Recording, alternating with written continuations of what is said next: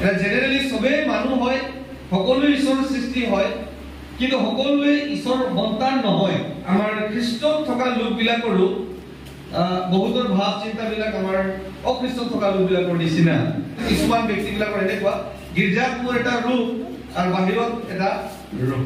কাম কাজৰ ক্ষেত্ৰতো বা নিজৰ জীৱিকাৰ কাৰণে খেতি আছে, কাৰোবাৰ বিজনেছ আছে, কাৰোবাৰ চাকৰি আছে, মনত মুঠতে আমি জীৱন নিৰ্বাহৰ কাৰণে কিবা এটা কৰোঁ। এইটোতো কিছুমানৰ কি হয় এনেকুৱা ভাৱ আছে যে খ্ৰীষ্টান জীৱনটো মোৰ এটা ভাগ আৰু এটা ভাগটো বিজনেছ ভাগটো মোৰ বিজনেছ ভাগ, টকা পইচা ভাগটো মোৰ টকা পইচা ভাগ, চাকৰি ভাগটো মোৰ চাকৰি ভাগ, মোৰ খেতি কৰা ভাগটো জীৱন নিৰ্বাহ কৰাটো মোৰ এটা ভাগ আৰু খ্ৰীষ্টান জীৱনটো এটা ভাগ। আমি দুইটাই একে লগত কৰিব নোখোজো। জীৱন এটা বুলি কোৱাৰ লগে লগে খ্ৰীষ্টান জীৱন কোৱাৰ লগে লগে আমি ইয়াক ভাগ কৰিব নোৱাৰো। কোনোবাই চাকৰি কৰে, কোনোবাই বিজনেছ কৰে, কোনোবাই খেতি কৰে, বিভিন্ন ধৰণে টকা অৰ্জন কৰে। এইটো আমাৰ খ্ৰীষ্টান জীৱনৰ লগতে জড়িত। এইটো ভাগ ভাগ আমি কৰিব নোৱাৰো, বেলেগ বেলেগ আমি কৰিব নোৱাৰো।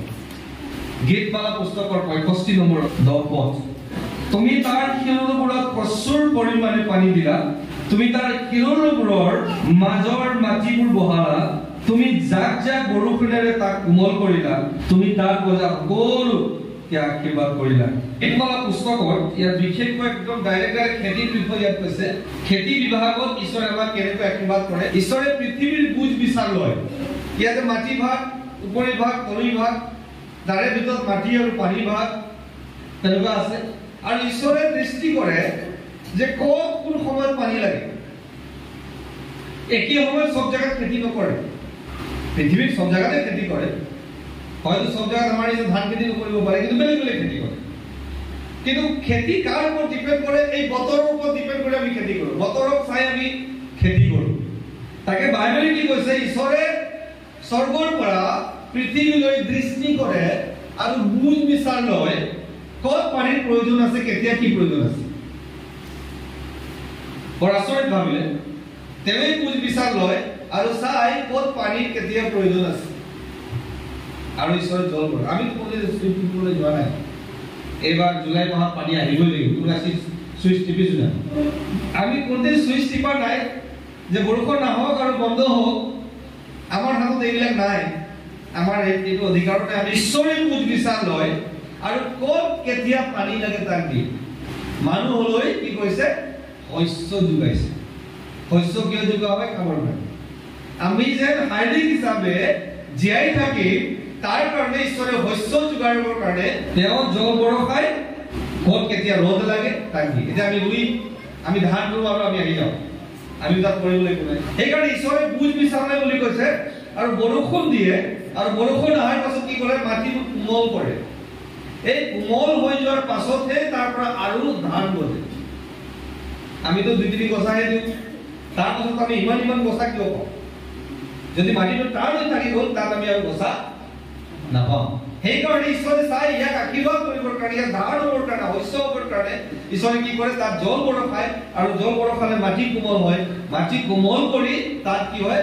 আৰু তাৰ পৰা পুলি ওলাই আৰু এটা ডাঙৰ ডাঙৰ গছা হয় আৰু এইটোতে আমি কি কয়? শস্য হয়। আৰু সেনেকুৱা শস্য যুগুত কৰি ঈশ্বৰে আমালৈ আহাৰ যোগায়। ঈশ্বৰে কেনেকৈ আহাৰ যোগায়, ঈশ্বৰে কেনেকৈ আমাক মাতিছে, আমি দুয়ো পক্ষকে যে ঈশ্বৰে চিন্তা কৰে। আমি বহুতবাৰ ঈশ্বৰক অকল আত্মিক ক্ষেত্ৰত আমি লৈ যাওঁ আৰু এক চাইডে আমি বহুতবাৰ ভাবো আত্মিক হিচাপত ভাবি দিলে আমি আত্মিক হিচাপে ভাবো, শাৰীৰিক হিচাপে ভাবি দিলে শাৰীৰিক হিচাপে ভাবো। সেইকাৰণে কৈছো গোটা খ্ৰীষ্টিয়ান জীৱন পোৱাৰ লগে লগে শাৰীৰিক আৰু আত্মিক দুয়ো জীৱনটোক আমি সামৰিব লাগে একেলগে। আমাৰ থিংকিঙত প্ৰব্লেম আছে, আমাৰ চিন্তা কৰাত আমাৰ প্ৰব্লেম আছে বহুত। সেইকাৰণে আমি ভাগ ভাগ কৰি পেলাওঁ ইয়াত। আৰু তাৰ কাৰণে দুখীয়া হলে তামাম দুখীয়া হৈ যায় আৰু কিছুমানে ধনী হলে তামাম হৈ যায়, একদম কনজুচ টিপচ অৱস্থা নাই মানে তেওঁলোকৰ খ্ৰীষ্টান জীৱন। আৰু কিছুমান কি হয়? একেবাৰে দুখীয়া আৰু কয় আমি আত্মিক দিশত বহুত ভাল। এই দুইটাই নিমিলে। সেইকাৰণে আহক আমি প্ৰভুৰ বাক্য যোগেদি অকণমান কেনেকৈ আমাক ঈশ্বৰে মাতে। আদি পুস্তক 12 অধ্যায় আমি এক পদটো পঢ়িম। জিহুৱাই অব্ৰাহামক ক'লে, তুমি নিজ দেশ, নিজ জাতি কুটুম আৰু নিজ পিতৃৰ ঘৰ ত্যাগ কৰি মই যি দেশ তোমাক দেখুৱাম এই দেশলৈ বলা। আৰু মই তোমাৰ পৰা এক মহাজাতি উৎপন্ন কৰিম আৰু তোমাক আশীৰ্বাদ কৰি তোমাৰ নাম খ্যাতিবদ্ধ কৰিম তাতে তুমি আশীৰ্বাদৰ আকৰ হ'বা যিবিলাকে তোমাক আশীৰ্বাদ কৰিব সেইবিলাকক মই আশীৰ্বাদ কৰিম তোমাক যি কোনোৱে হাও দিয়ে মই তাক মই হাও দিম আৰু তোমাক এই পৃথিৱীৰ সমুদায় গোষ্ঠী আশীৰ্বাদ হ'ব এই লাষ্ট কথাটো কৈছে প্ৰথমে কি কৈছে মই তুমি নিজৰ দেশ জাতি কুটুম এৰি যোৱা মই যলৈকে তোমাক দেশ দিম তালৈকে তুমি যোৱা আৰু তোমাৰ যোগেদি গোটেই পৃথিৱীৰ আশীৰ্বাদ পাব জাতি আশীৰ্বাদ পাব তাৰ লগতে যোগ কৰি দিলে যে গোটেই পৃথিৱীৰ আশীৰ্বাদ পাব অব্ৰাহামে দেৱপূজক আছিল তেওঁৰ পিতৃয়ে মূৰ্তি বনাই আছিলে অব্ৰাহামে ভাল পূজক একদম ভাল ঈশ্বৰৰ প্ৰশংসা কৰা ব্যক্তি কিন্তু জিহুৱা ঈশ্বৰক নামানে চন্দ্ৰ দেৱতাক মানিছিল আৰু সেই সময়তে ভাল কিন্তু ভক্তি কৰা এজন ব্যক্তি আৰু ঈশ্বৰে আব্ৰাহামক মাতিলে আৰু ক'লে কি তুমি তোমাৰ দেশ তোমাৰ জাতি কুটুম এৰি তুমি ত্যাগ কৰা আৰু তুমি যোৱা মই যি দেশ তোমাক দেখুৱাম আৰু সেই দেশ আজি ইজৰাইল দেশ যদি কানানবিলাকে কেপচাৰ কৰি লৈছে সেইকাৰণে কানান বুলি কোৱা হয় কানানিয়া বুলি কোৱা হয় কানান বুলি কোৱা হয় কিন্তু আচলতে ইজৰাইল বিলাকৰ দেশ যি দেশক ঈশ্বৰে আব্ৰাহামক প্ৰমিছ কৰিছিল প্ৰতিজ্ঞা কৰিছিল তো ঈশ্বৰে প্ৰথমে কি কৰিলে আব্ৰাহামক ক'ৰ পৰা মাতিলে সেই যি দেৱ তুমি পূজা কৰাৰ পৰা অৰ্থাৎ যিজন সৃষ্টিকৰ্তা ঈশ্বৰক মানিব লাগে তাক নামানি বেলেগক মানি আছে সেইকাৰণে ঈশ্বৰে তাক কি কৰিলে যদি তাকে মানি থাকে তেতিয়াহ'লে সেইজন ব্যক্তি কি হ'ব আত্মিক হিচাপে হেৰাই যাব আৰু যেতিয়া নৰকৰ হ'ব ঈশ্বৰৰ পৰা সম্পূৰ্ণ আঁতৰি যাব তেওঁ মৃত্যু হ'ব সেইকাৰণে ঈশ্বৰে কি কৰিলে প্ৰথমতে তেওঁৰ কি বিষয় চিন্তা কৰিলে আত্মিক বিষয় আৰু তেওঁক মাতিলে তাৰ পৰা আৰু ক'লে তুমি ওলাই আহা তোমাৰ জাতি কুটুমৰ পৰা আৰু আব্ৰাহামে মানিলে আমাৰ কাৰণে আজি গোটেই আমি আশীৰ্বাদ দিছোঁ আব্ৰাহামৰ কাৰণে আব্ৰাহামক আমি আশীৰ্বাদ পাইছোঁ আমি আত্মিক হিচাপত সকলোৱে আব্ৰাহামৰ সন্তান আত্মিক হিচাপত আমাৰ তেওঁ পিতৃ হয় আৰু আত্মিক হিচাপত আমি সকলোৱে আব্ৰাহামৰ বিশ্বাস আৰু তাৰ পৰাই আমি আজি সন্তান বুলি গণিত হৈছোঁ তো এতিয়া আব্ৰাহামক প্ৰথমে আত্মিক জীৱনটোক চিন্তা কৰি ঈশ্বৰে মাতিলে আৰু আত্মিক জীৱনৰ লগতে এটা দেশ দিছে এটা কি দিছে দেশ ঈশ্বৰে দিছে আৰু দেশ দিলে মানে ঈশ্বৰে মই যে প্ৰথমে ক'লো ঈশ্বৰে শস্য যোগাইছে ভূমি নহ'লে কেনেকুৱা হৈছে ভূমিটো থাকিব লাগিব আমাৰ নিজৰ মাটি থাকিব লাগিব যিকোনো প্ৰকাৰে ভূমিতে খেতি হ'ব যাৰ যাৰ ভূমি নাই তেওঁলোকৰ খেতি নাই আৰু সেই সময়ত তেনেকুৱা চাকৰি বাকৰি নাছিলে ধেৰ চৰকাৰী প্ৰজেক্ট আছিলে সেই সময়ত খেতিয়েই মানুহৰ মূল জীৱিকাৰ চ'ৰ্চ মূল উৎস কি আছিলে খেতি আৰু সেইকাৰণে ঈশ্বৰে কি কৰিলে আব্ৰাহামক দেশখন দিলে যাতে তাত তেওঁ বসবাস কৰিব আৰু তাত থকা লেণ্ড বা ভূমিত খেতি কৰিব আৰু আব্ৰাহামে চলিব আৰু তাৰ যোগেদি তেওঁৰ শাৰীৰিক চলিব আৰু ঈশ্বৰক পুজিব আত্মিক হিচাপত আৰু আত্মিক হিচাপত ঈশ্বৰৰ পূজাৰ যোগেদি বাকীবিলাককো তেওঁ প্ৰভুলৈ আনিব যিবিলাক ঈশ্বৰক নাজানে তেওঁবিলাককো ঈশ্বৰৰ কথা তেওঁ ক'ব মেইন উদ্দেশ্যটো ঈশ্বৰৰ আব্ৰাহামলৈ এইটো আছিল যাতে আব্ৰাহামে ঈশ্বৰক জানক আৰু বাকীবিলাককো ঈশ্বৰক জনাই দিয়ে আৰু আব্ৰাহামে চলিব লাগিব তাৰ কাৰণে ঈশ্বৰে ভূমি দান কৰিলে আজি গোটেই দেশটো হৈছে কি ইজৰাইল দেশটো ঈশ্বৰে কেনেকৈ আমাৰ খেতিত আশীৰ্বাদ কৰে ভূমিত বৰষুণ দিয়ে ৰ'দ দিয়ে কোন সময়ত কি লাগে তাক ঈশ্বৰে আমাৰ কাৰণে আনকি খোৱা বোৱাৰ কাৰণে চিন্তা কৰি দিয়ে ঈশ্বৰে আমাক ভূমি যোগাইছে আমি তো আমাৰ পিতৃবিলাকে বনোৱা নাই কোনোতে ইয়াত ওপৰৰ পৰা মাটি মুকি আনি আমাক এই পৃথিৱীখন বনোৱা নাই ঈশ্বৰে সেই সকলো কি হয় আৰম্ভণি বা আমাক আশীৰ্বাদ কৰা আৰম্ভণিজন কোন হয় ঈশ্বৰ হয় আৰু সেই হিচাপত তেওঁ আমাক যোগায় এতিয়া বৰষুণ মই ক'লো আমাৰ হাতত নাই ঈশ্বৰে যোগায় ৰ'দ আমাৰ হাতত নাই আমি তাক একো কৰিব নোৱাৰো ঈশ্বৰে যোগায় কিন্তু আমি কি কৰোঁ মাত্ৰ আমি ৰেছপণ্ডে কৰোঁ আমাৰ অলৰেডি যোগাই থোৱা বস্তুত আমি কি কৰোঁ আমি কামেই কৰোঁ তাৰ আমি খাওঁ আমাৰ ভাগটো ইমানেই বাকী ভাগ ঈশ্বৰৰ সেইকাৰণে আমি এটা কথা জানিম ভূমি ঈশ্বৰে দিয়া দান হয় আৰু ঈশ্বৰে দিয়া দান হয় তাক আমি বহুত বিক্ৰী কৰোঁ না পাপ হয় আমি ভূমিবিলাক বিক্ৰী কৰি যে ভূমি হৈছে ঈশ্বৰে দিয়া দান দান মানে গিফ্ট সেই দানটোক আমি ভাল ব্যৱহাৰ কৰা নাই এই যে দান ঈশ্বৰে দিলে তাক ভাল সযতনে নাৰাখিলে বা তেওঁ যি হিচাপে ৰেছপন্স দিব লাগিছিল, প্ৰত্যুত্তৰ দিব লাগিছিল সেই আশীৰ্বাদৰ প্ৰতি, সেইটো নকৰাৰ কাৰণে মাথা ধৰি থাকিব লগা হয়। আজি একজেক্টলি ভূমিও ঈশ্বৰে আমাক দান কৰিছে, কিন্তু আমি ইয়াক ভাল ব্যৱহাৰ নকৰাৰ কাৰণে আজি আমি গোটেই জাতি হিচাপত আজি বিজ্ঞানীবিলাক মাথা ধৰি আছে, হয় না? কি যে অৱস্থাত আছে আমাৰ আদিবাসীক চাকৰিও দৰকাৰ নাই হিচাপত, যিমান ভূমি আছিল ভূমি ঈশ্বৰে দিয়া দান, তাক যদি আমি ভাল ব্যৱহাৰ নকৰিলো আমাৰ হাও আছে, আমি হাও পাম, আমি তাৰ পৰিণাম আমি ভুগিব লাগিব। সেইটো মই ক'ব বিচাৰিছো। ইজৰাইল জাতিৰ জীৱনতে কিন্তু ভাল ব্যৱহাৰ নকৰাৰ কাৰণে আজি চেপি ইমান ডাঙৰ দেশ, এতিয়া হ'ল কিমান ডাঙৰ দেশ জানে? অসমৰ সমানো নাই ইজৰাইল, মেঘালয় সমান আছে, কিন্তু ঈশ্বৰৰ আশীৰ্বাদৰ কাৰণে কোনোৱে কৃষ্টিব নোৱাৰে সিহঁতৰ, এইটো এটা ঈশ্বৰৰ আশীৰ্বাদ হয়। কিন্তু তেওঁবিলাকৰ অভাৱৰ কাৰণে, তেওঁবিলাকে ভাল ঈশ্বৰৰ প্ৰতি ভয় ভক্তি নকৰাৰ কাৰণে, ঈশ্বৰৰ প্ৰতি ভয় নথকাৰ কাৰণে তেওঁবিলাকে কি হ'ল, এই সকলো যে আশীৰ্বাদ ঈশ্বৰে প্ৰথমতে আপোনাৰ মোক দিছিলে সেই আশীৰ্বাদৰ পৰা তেওঁবিলাকে বঞ্চিত হ'ল। মই গোটা কি ক'ব বিচাৰিছো, ঈশ্বৰে আমাক খোৱা বোৱাৰ কাৰণে চিন্তা কৰে, ঈশ্বৰে আমাক খোৱা বোৱাৰ ব্যৱস্থাৰ কাৰণে আমাৰ কাৰণে ব্যৱস্থা ৰাখি দিয়ে। উপদেশক 3:10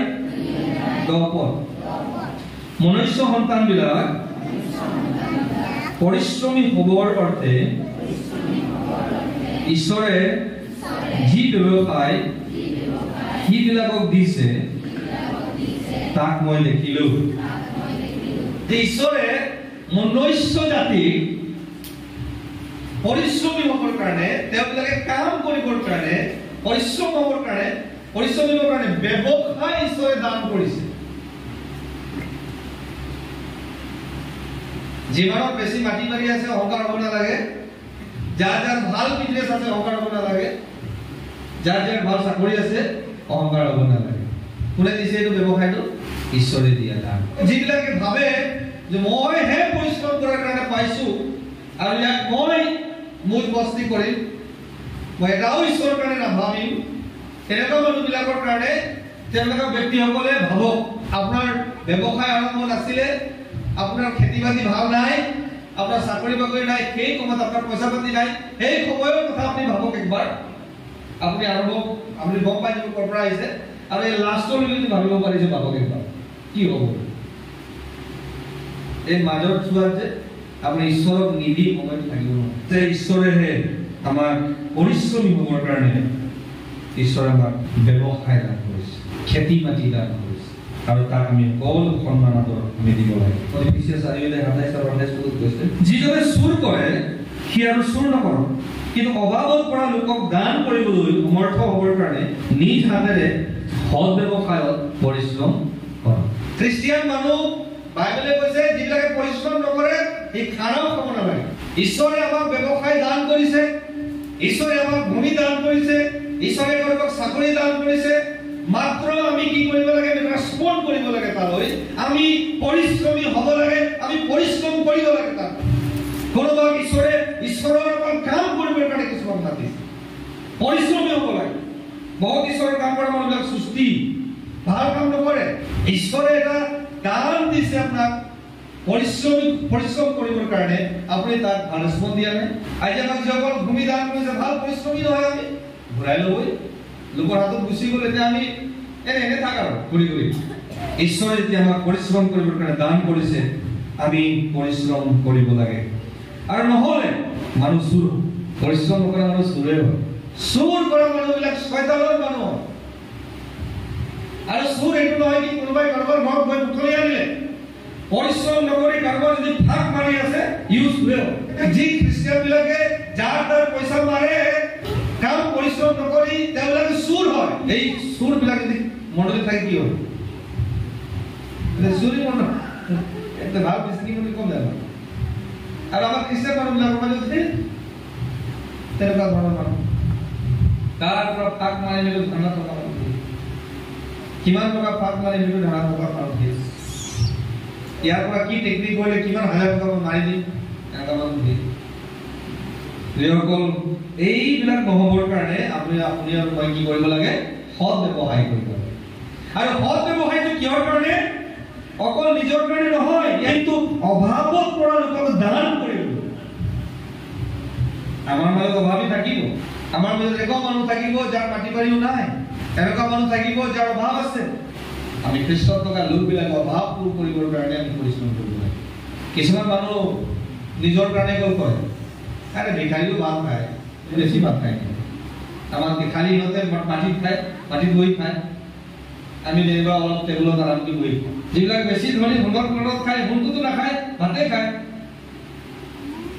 এনেকুৱা আমাৰ ষ্টেণ্ডাৰ্ডটো আৰু। কিন্তু খায়তো ভাতে, পেটটো চবৰে ভৰে। কিন্তু খ্ৰীষ্টিয়ান মানুহবিলাকে, আমি যিচুত থকা লোকবিলাকে পৰিশ্ৰমী হ'ব লাগে। আৰু তাৰ পৰা, আৰু এইটো এনেধৰণে পৰিশ্ৰমী নহয়, সৎ ব্যৱসায়, ভাল পৰিশ্ৰমী, সৎ ব্যৱসায় হয়। তাৰ পৰা যি কাম হয় আমি লোককো দিব লাগে, সহায় কৰিব লাগে। কিছুমান মানুহ ইমান চিপছত থাকে নহয়, বিৰাট কষ্ট, অকল নিজৰ কাৰণে, লোকক দিবই নিদিয়ে। আচৰিত মানুহ। আৰু যিমান কঠোৰ খ্ৰীষ্টিয়ান আছে, মই ভাবো তেওঁলোকে ভালকে যিচু পোৱা নাই। আমি সৎ ব্যৱসায় কৰিব লাগে, খেতি কৰিব লাগে, ব্যৱসায় আমাৰ থাকিবই লাগে। ঈশ্বৰৰ কাম কৰা, পৰিশ্ৰম, ভালকে পৰিশ্ৰম কৰা মানুহ লাগে। এলাহ পইচা নহয়, মানে এনে টাইম পাছ। তেওঁলোকে ঈশ্বৰৰ দাস হয়, প্ৰভুৰ দাস। আৰু এইকাৰণে পইচাটো নহয়, পৰিশ্ৰমটো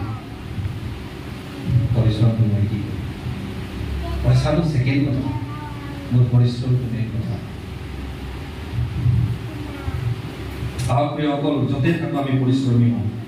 আৰু যিবিলাক পৰিশ্ৰমী নহয় তেওঁলোকে ভাত খাব নালাগে। আহক আমি কোনো খ্ৰীষ্টিয়ানে আমি দুখীয়া হ'ব নালাগে, এইটো মই ক'ব বিচাৰিছোঁ। দুখীয়া মানে অট্টালিকা বনাম বুলি কোৱা নাই, কিন্তু এটা লেভেলত থাকিব লাগে আমাক, যাতে আমি ভিখাৰী হৈ নাযাওঁ, মানুহে আমাক থকা অপমান কৰিব নোৱাৰে। আৰু এইটো হ'ব কেতিয়া? আমি অকল পইচা পাতি কথাই ভাবি থাকিলে নহ'ব।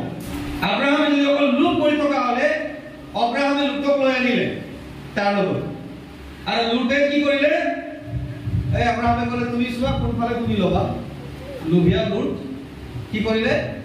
এটা দেখিছিলে এইফালে দৌৰ মাটি, এইফালে ল'ম কৰে। বেচেৰা আব্ৰাহামে দেখিছে বাম মাৰি, ঈশ্বৰে ক'লে মই তাতেই তোমাক আশীৰ্বাদ কৰিম। পাছত কি হ'ল তাৰ অৱস্থা? সদম নগৰ জ্বলি গ'ল। লোটে আৰু তাৰ গোটেই পৰিয়ালে বাহিৰত ওলাব লগা হ'ল, তাৰ ৱাইফে মূৰ্তি বনিব লগা হ'ল। অকল পইচা থাকিলে মূৰ্তি বনিব, ঈশ্বৰে ধ্বংস কৰি দিব। লাষ্টত এইটোও নাই, এইটোও নাই। এইকাৰণে মই কৈছো আমি বেলেঞ্চ মিলাব লাগে দুয়োফালে। খ্ৰীষ্টিয়ান মানুহ হিচাপে আমি সুস্থিও নহ'ম, আমি অট্টালিকাও বনাব ঠাণ্ডা কৰিব দৰকাৰ নাই, কিন্তু লোকক যেন আমি দিব পাৰোঁ, তাৰ কাৰণে আপুনি মই পৰিশ্ৰম কৰিব লাগে।